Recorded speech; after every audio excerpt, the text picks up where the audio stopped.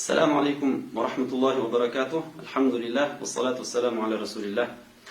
Мүмкүнчүлүктөн пайдаланып, Куран окуудан алдын кээ бир пайдалуу болгон нерселерди эскерте кетүүнү туура көрдүк.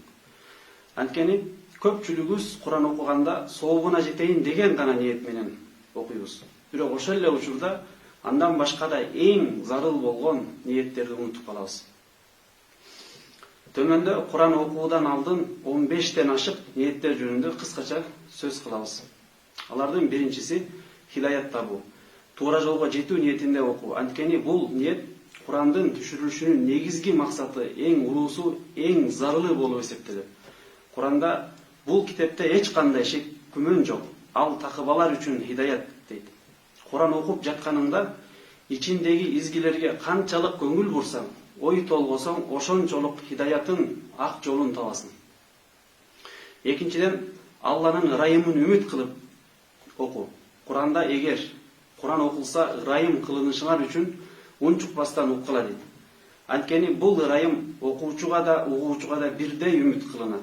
Ошол себептен, урматтуу достор, эгерде сен окуй албасаң, анда жок дегенде көп угууга аракет кыл. Балким Аллахтын ырайымына бөлөнөрбүз.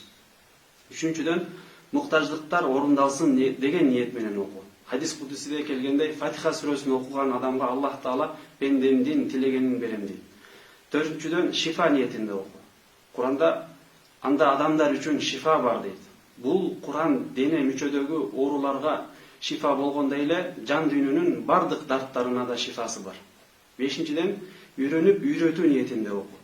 Хадисте силердин эң жакшыңар Куранды үйрөнүп жана башкаларга үйрөткөн дейт. Алтынчысы, амал кылуу. Окулган насааттарды иш жүзүнө ашыруу ниетинде окуу. Ибн Масуд айтат, биз эгер Курандан 10 аят жаттасак, анын маани маңызын түшүнбөйүн жана ага амал кылбастан туруп кийинки аяттарга өтпөйт элек дейт. Жетинчиси, аяттарды жаттаймын деген ниетте окуу. Куранда биз Куранды эске тутууну жеңил кылдык дейт. Андыктан окулушуу да оңой болгондой, жаттоого да жеңил. Сегизинчиси, Аллах Тааланын жолуна чакырам.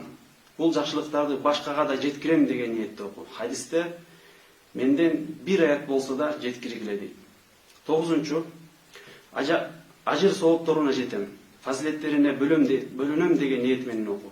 Хадисте ким Аллахтын китебинен бир тамга окуса, ага 10 эсе көп сооп болот дейт. 10-чусу, даражанын көтөрүлүүсү ниетинде окуу. Хадисте Аллах Таала бул Куран себептүү кээ бир адамдардын даражасын көтөрөт дейт. 11-чиси, шапаатына жетүүнү үмүт кылып окуу. Хадисте Курандын шапаатын үмүт кылып окугула. Анткени Куран кыяматта шапаатчы болот дейт. 12-чиси, периштелер менен бирге болуу ниети менен окуу. Хадисте Куранды жаттап, чеберчилик менен окуган адамдын орду улуу периштелери менен бирге болот дейт.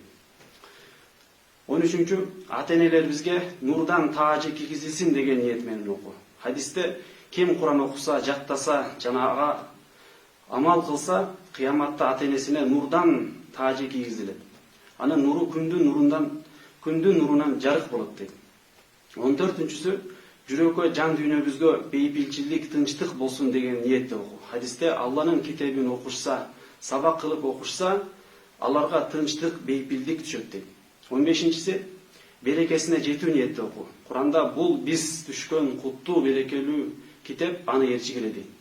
Андыктан кайсы иште болбойлу, дегеле жашообуздун бардык тармагына анын берекесин үмүт кылып окуйлу. 16-чысы, жүрөктү жумшартуу ниетте окуу. Куранда Аллахтын эскертмелери ыйман келтиргендер үчүн жибей турган учур келбедиби дейт. Урматтуу достор, чындыгында жүрөктөрдүн жумшаруу, жибей турган учуру келди.